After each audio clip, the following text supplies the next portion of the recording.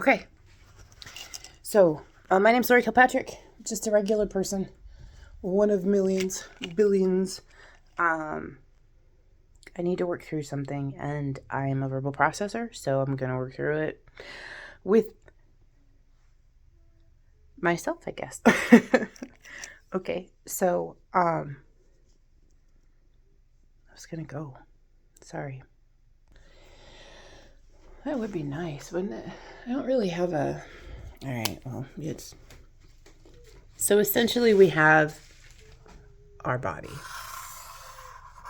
Oh, yeah. I'm like an artist. Okay. And within our body, we have sort of a... I don't know, don't hold me to it, but there's 4 main parts to us. We have like the emotional, the spiritual, the physical, and the mental, right? But everybody wants to talk about the heart or the brain, and although they are important, you have your gut. And your gut is kind of like an office, right? So if you walk in and there's a nice clean desk and there's a person sitting on it and everything seems to be organized, you have a lot more confidence in its ability to do stuff, right? So if the gut is organized, then people can come in and leave messages and it'll get sent to the person and it'll get dropped off and you'll have a good faith, I guess, that everything's going to be okay. It gets a little complicated here because you have your hormones, you have your ghrelin, you have your amnesiogens, you have your, all of these things that we do. Except I think that happens up in your brain. And I'm not a neuro person and I'm not a gastroenterologist or anything like that, but I'm just a stay-at-home mom. What do I know, right? But if your gut is organized and healthy, then it can get the messages to and from. This is kind of like your mail room, right? Which I don't know why more people don't give credit to the mail room. It's a super important place because it's where all of the information gets pushed back and forth and over and under. It's also where all of your cells get nutrients. So what we put in to eat gets broken down, gives us a boost of caffeine, gives us a shot of, I don't know, is that the sugar stuff, gives you energy, a shot of energy, and we've learned to sort of fake it and take in things that will sort of give us like a nitro shot, but then it kind of wears on the body, or we'll put stuff in because like something's attacking over here, and then, gosh, see, then it gets all confusing. Maybe that's why everybody just kind of stops. So you've got hormones and you've got your lymphatic system and you've got your nervous system and you've got your digestive system and you've got your skeletal system and your muscular system with your connective tissue and your skin, right? You have all of this stuff. And everybody always talks about, not everybody, it seems like when I try to look up things, they'll tell me, they'll focus in on one part and then they'll make it big. So if we want to let's just talk right here. We'll just go right here, right? So let's say that this is your lymphatic system. So your lymphatic system has like closets in it, right? It has like closets in it. These are your lymph nodes, okay? So your lymphatic system is this highway that has like all of these closets that they'll dump stuff in, right? So it's supposed to clean things out, but if we don't, then they kind of it's coming down, but if this is all clogged, then it comes out. And just quick about the lymphatic system, it's not connected to your circulatory system. So this isn't blood flow. This doesn't have a parasympathetic. This doesn't have little muscles that squeeze it. What you have is you have your muscles beside it that as you move them, it squeezes it down and helps empty it so that you don't have these.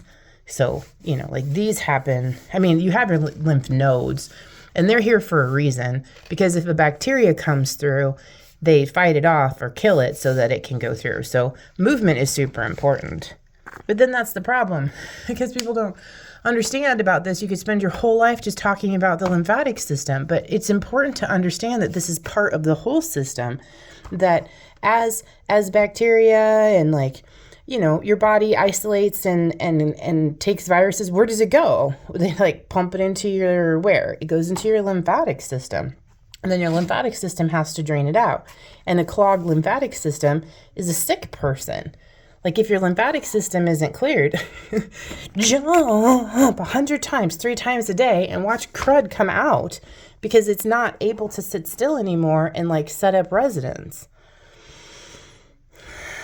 Staticness, right? Oh, I see. It's hard to talk about everything. But if you're going to talk about something like the lymphatic system, make sure that once you understand about what its job is, about removing trash, let's go back and see like what puts trash into it and how do we make sure that it stays clean, right? And you have like the circulatory system, right? We all talk about the circulatory system, and most people know the circulatory system, at least in part, because they'll talk about how you've got like your blood, right? And it has your red blood cells that look like donuts.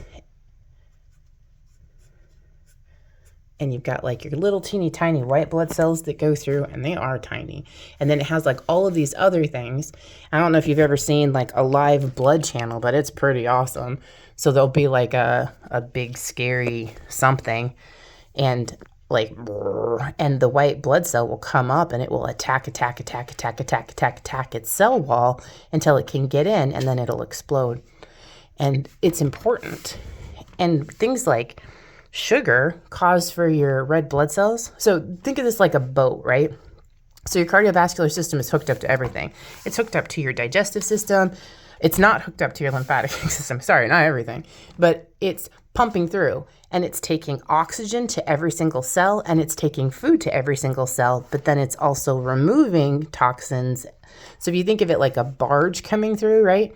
So your boat comes in, it goes through the heart, it goes through the lungs, it picks up oxygen. You'll know because it's red and not blue.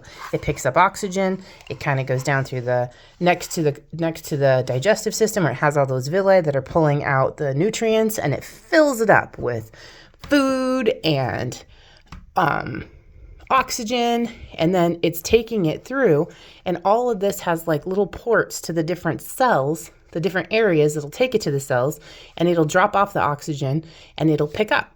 So if it has space for, let's just say 10, it has 5 oxygen, 5 food, it feeds 5 cells, oxygen, food, takes its trash, oxygen, food, takes its trash, oxygen, food, takes its trash, oxygen, food, takes its trash, oxygen, food, takes its trash. I wasn't counting, was that 5?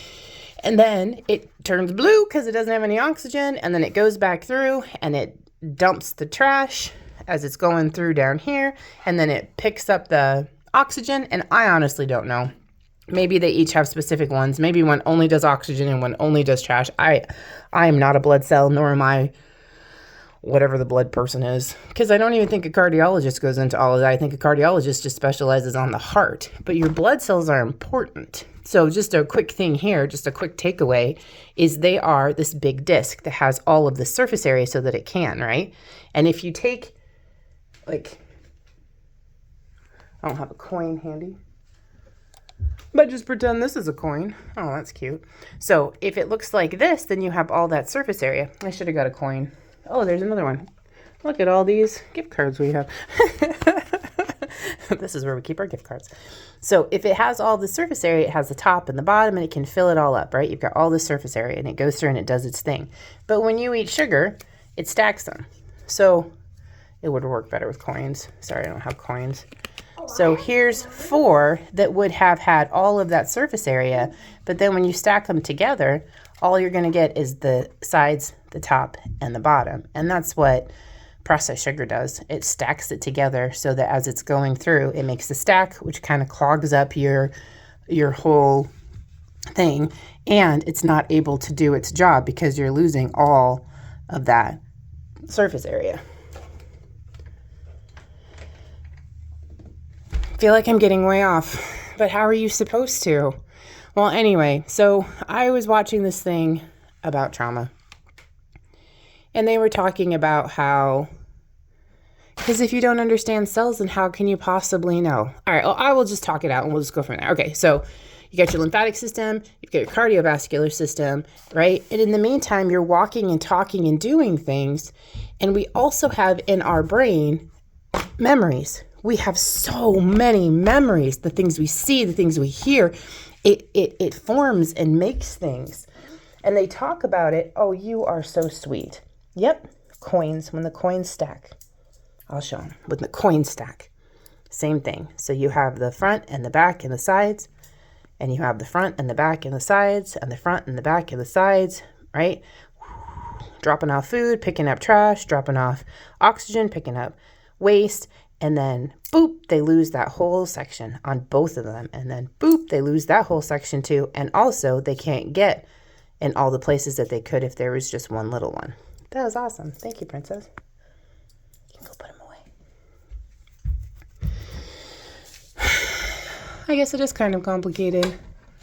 Why don't we take it more seriously then? Then they talk about genetics and how genetics play a role. And all I can think of is how popular, why colors are popular. Why were neons popular in the 80s? Because they invented them. They found a way to print and put neon into clothes, and that's how come it became popular, right? So it's like we learned about genes, so now everything needs to be. We learned about DNA, now everything has to come back to DNA. And I can't help but think what my husband says, like, when you're a hammer, everything looks like a nail. But we are a big, huge, complicated being that was made in the image of God. And if I lost you right there, then I don't know what else to tell you.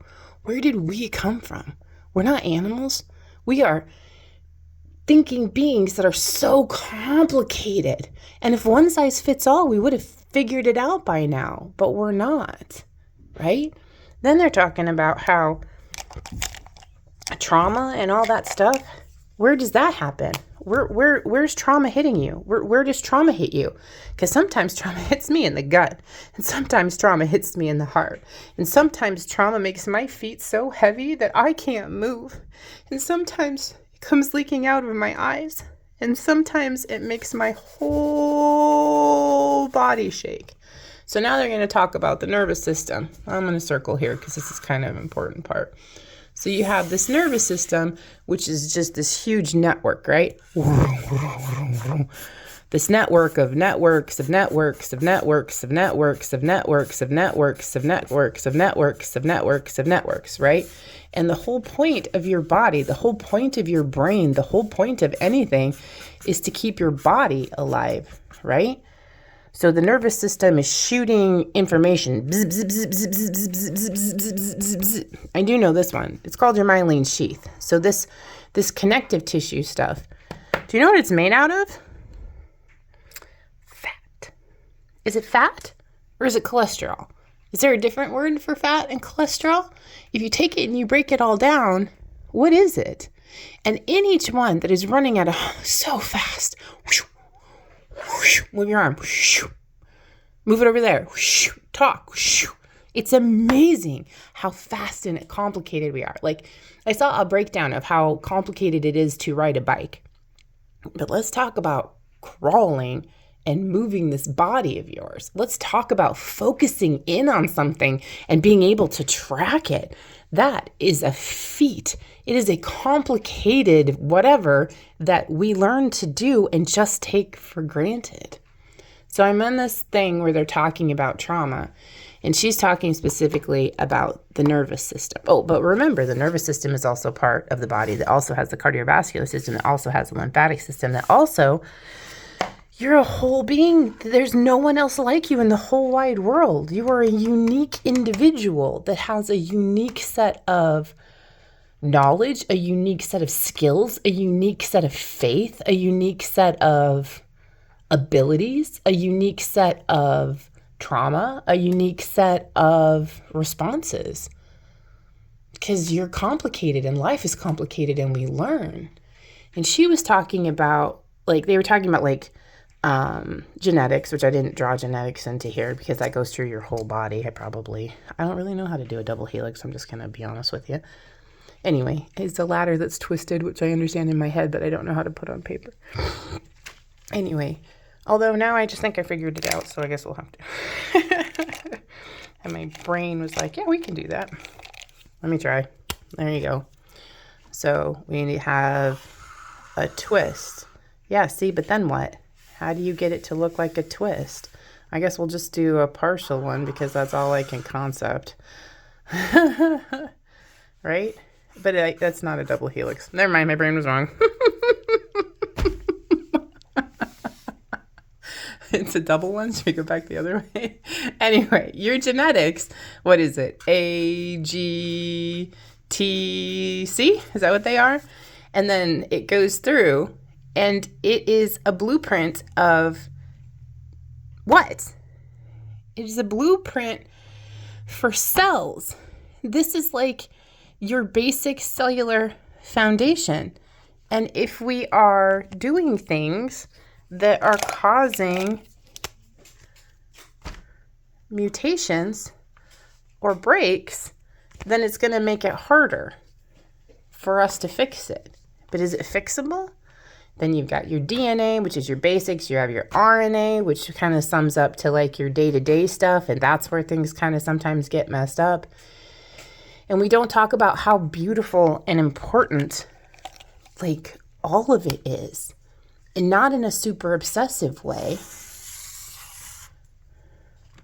I don't even know. Where does that go?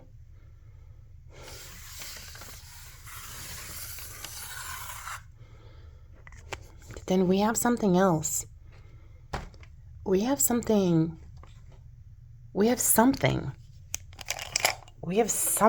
in us.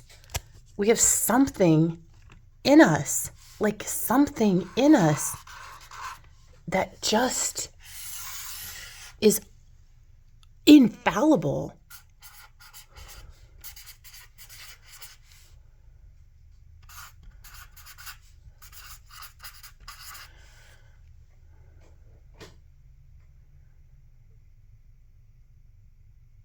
It's practically unexplainable.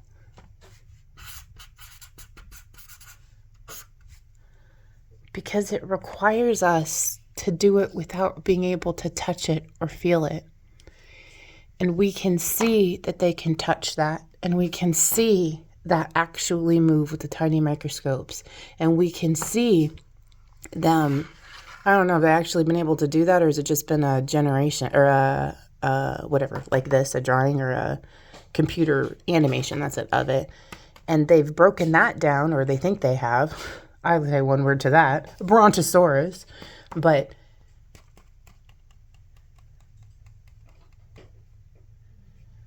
how do we come together as a whole person and function in this world? How do we take care of this body that we were given in a world where everything is so fragmented? My friend sent me that thing about that, whatever, genetic methylation or whatever.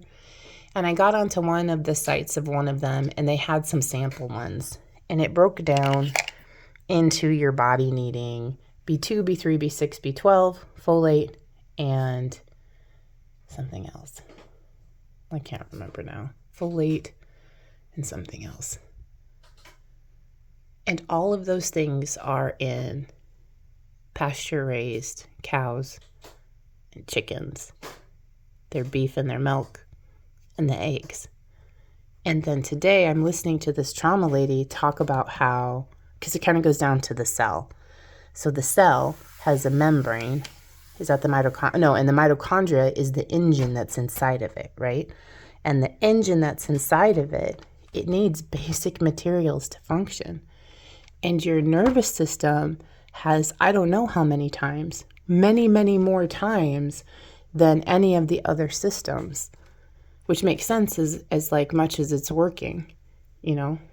Think of it like a parking lot or a county road versus an interstate, you know, like in a big city.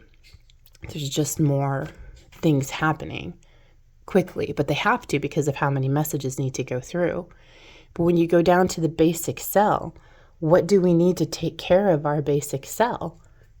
But I want to say that without knowing that there is something bigger that has all of this in hand, that knows the plan, how do you trust anything else? Because if I can't bring it back to a piece of solidness, not stuff that is constantly changing or stuff that they're still trying to figure out and tell us how it works or what's good for you and what's bad for you, and to name a vitamin or to name a whatever, like, what if it all just goes back to there's a way to do things that is simple and clear and uncomplicated that makes it so that everything can work together for our good? Why don't we go back to that?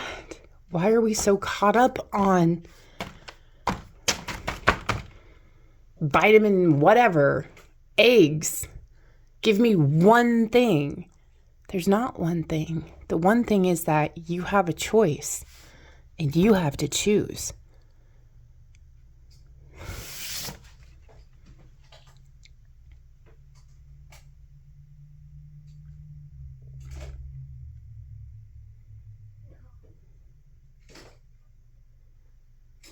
You have to choose.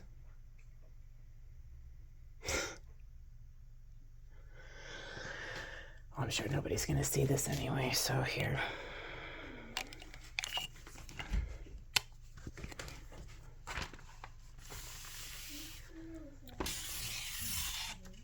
This is me. And everybody else gets their own circle. But this is mine. And this is what I'm responsible for. Well, I went and got married. And we didn't do it healthy. At all. But we're learning. Oh, that's not a very good one. Sorry, honey. And we were not doing this right. But this is my husband. And this is... Sorry. I need to watch here, not my camera. This is my husband, and this is where he needs to stay. And we have... Okay, so this was like kitchen and living room is how I was talking about it with somebody else. But anyway, then we have this space that is our marriage, that has a little bit of him and a little bit of me.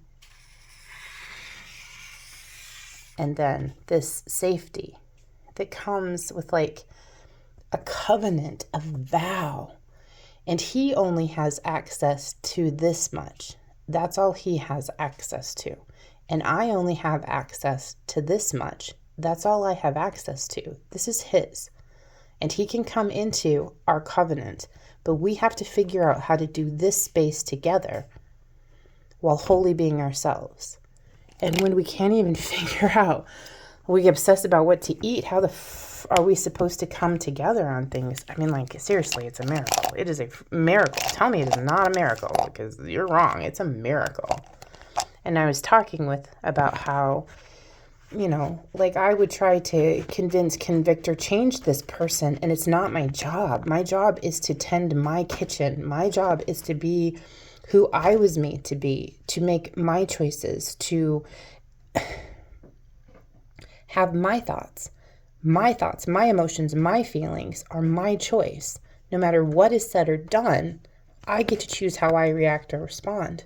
And I remember having those conversations when I was a teenager.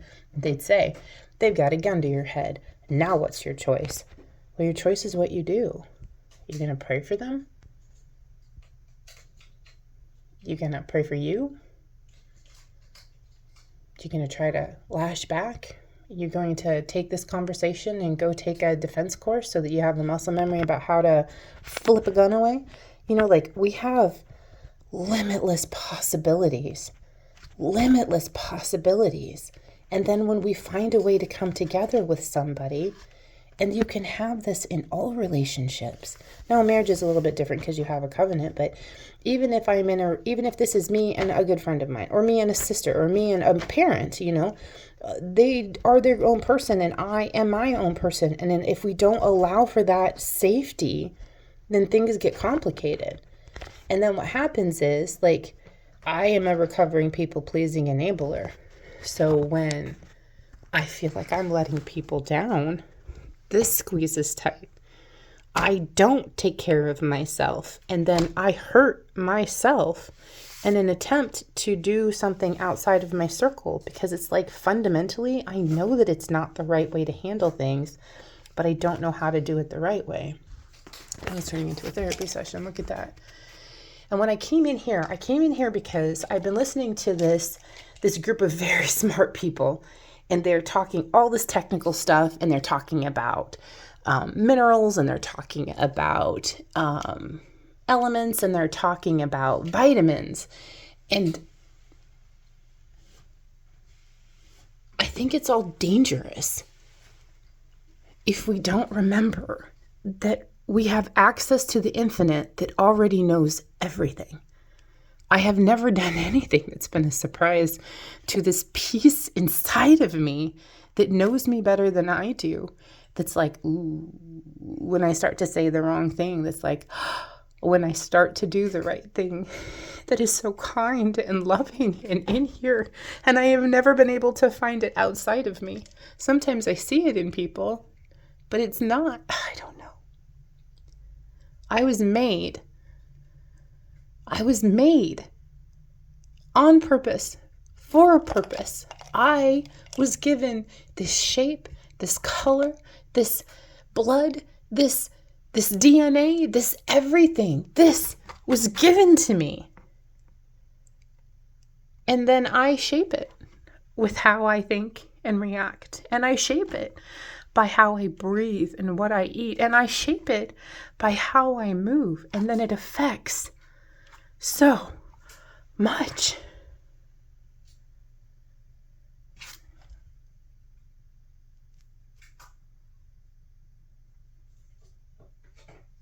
We're so powerful.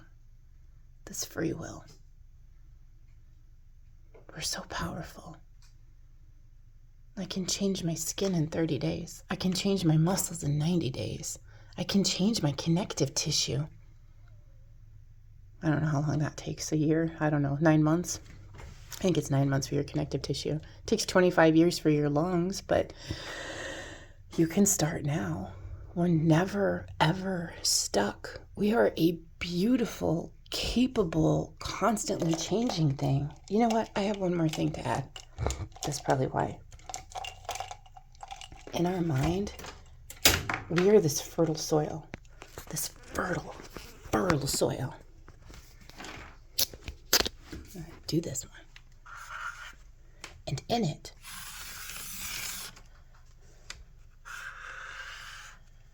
especially when we were young, super fertile. And seeds get planted.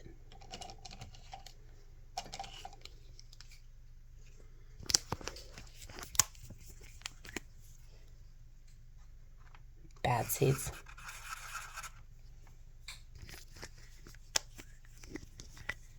Scary seeds.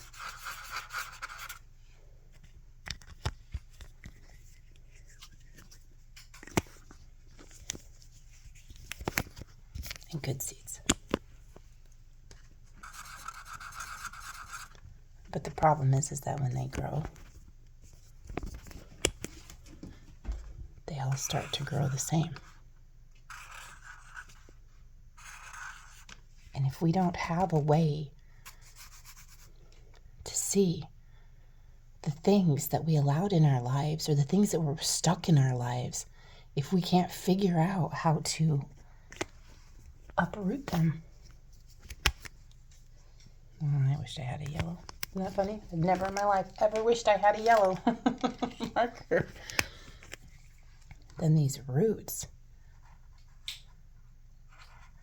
sometimes become real deep and scary. But the worst part is then they start to connect to other things. And they start to connect to thoughts. And then they'll connect to how we talk. And they'll connect to how we do things. And if we can get this uprooted, it'll take all of that with it. We'll have the shadow of the habit, but we don't have to keep doing it, because every day we choose these things, we make them stronger and stronger. So all you have to do is not choose that today. Not choose that. Not choose that. Not choose that. I don't know how to explain it. I have asked for uprooting, and I have had an entire tree uprooted out of my mind.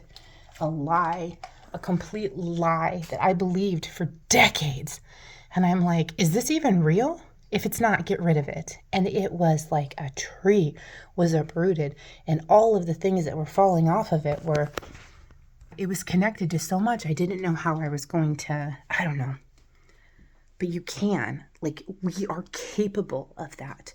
We can say, that's not helpful. No, thank you. We can say, I'm not doing that. We have that power. We have that power. We can go take care of ourselves. We can write things out and make a silly video that nobody watches. We can go do dishes and bake bread.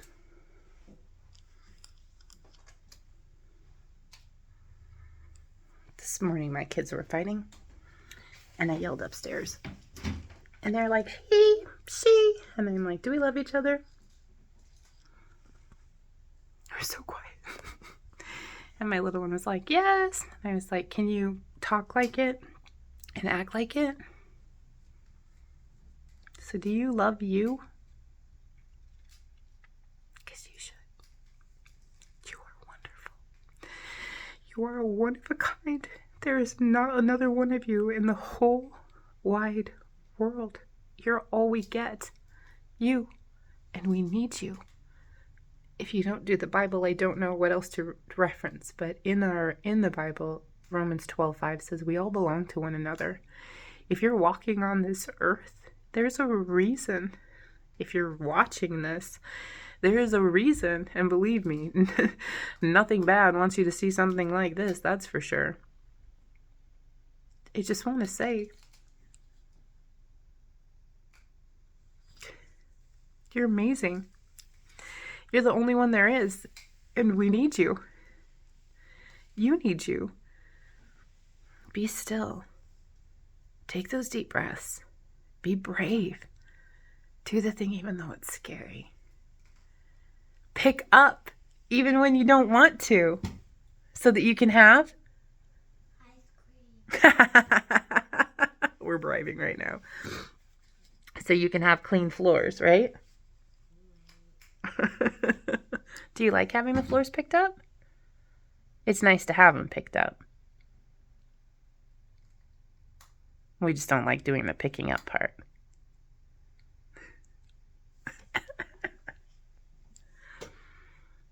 And then they said they found a part in your brain that when you choose to do the things that you don't want to do, it grows.